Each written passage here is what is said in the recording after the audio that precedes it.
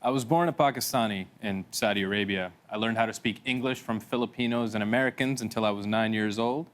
A week after surviving the Y2K virus, my family of 6 and I, me being the youngest of 4, moved to Ottawa, Ontario, Canada, where my parents swiftly put me into French immersion. My passport tells me that I'm a Canadian citizen and have been for the last 17 years through naturalization, whatever that means. Suffice to say, it's really difficult to answer the age-old question that everyone in Canada asks you when you're not white. So, where are you really from? Shout out, Riz. I moved to a solid neighborhood called Bayshore, which served as a landing spot for many immigrants, all of whom were there to provide a better life for their families. Now, though I grew up with a lot of people who looked like me, the thing most of us had in common was that we didn't look like everybody else. I was the new kid, the smart kid, the fat kid, and before long, I was just a punchline, a brown kid. But then Russell Peters dropped "Somebody Gonna Get Hurt," and that was my in. I memorized the whole thing. I joined drama class in grade 6, and there I found a new confidence, a new popularity, a new identity. Flash forward 15 years, and there I am, dope hotel in Cape Town, South Africa, acting in a TV show opposite Russell Peters. I was in the best shape of my life, making more money than I'd ever made before. I was getting attention unlike anything I was used to. Everybody was so happy. My career was finally starting to take off, and it was in that moment that I realized I didn't want to do this anymore. I was pretending to be successful, and I felt like an absolute failure. There is a direct correlation between inauthenticity and unhappiness.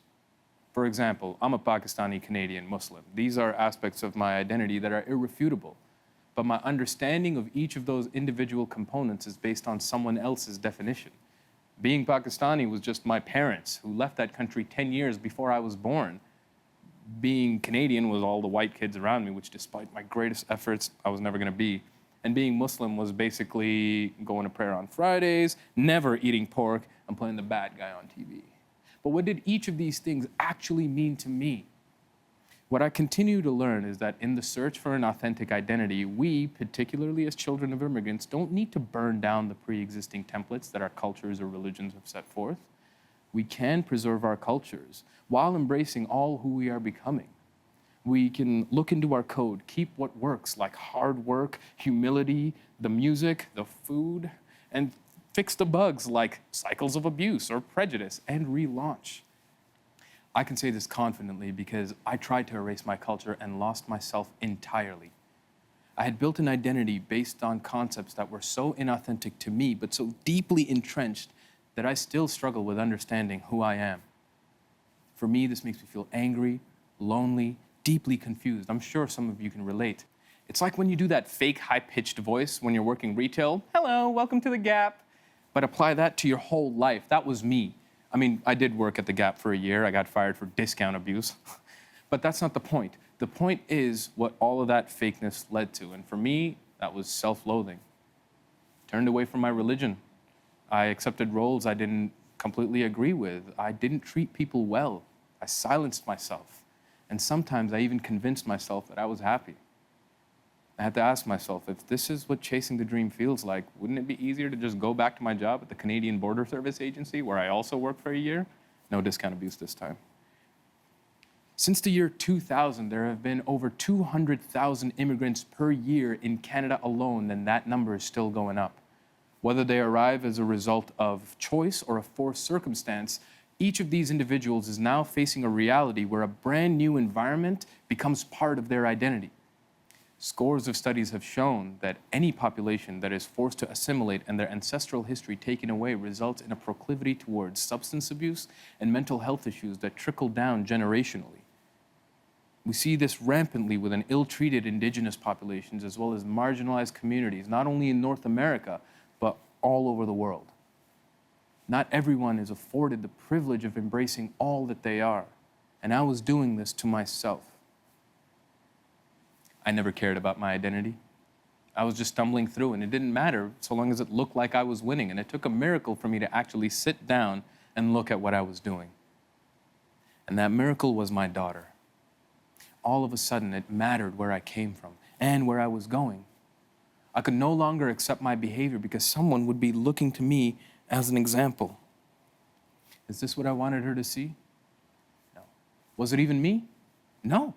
So I made a decision to try to better be my authentic self. I stopped substance abuse. I stopped reading for terrorists and cab drivers and one-dimensional Indian accented clowns only thrown in to feign diversity. I stopped going to parties when I didn't want to. I took myself out of toxic relationships, understanding that at times I was the toxic one. I started praying more because I wanted to, not because my dad was yelling at me from downstairs. I said no to all acting work for money for a period of time because I had to know that I was willing to do it for free if I really loved it. And that's when I started to understand my role as an actor. I was a storyteller pretending to be a celebrity. I think it's no coincidence that the 2 times I've gotten the opportunity to play a Pakistani immigrant on screen, I got a fresh new perspective on acting one time and a Canadian Screen Award nomination the next. My fellow POCs, the industry is ready for you to be you. The dominoes started to fall, and I was hired to be one of many character consultants on a show called Transplant, about a Muslim refugee trying to take care of his little sister. I eventually got the lead role too.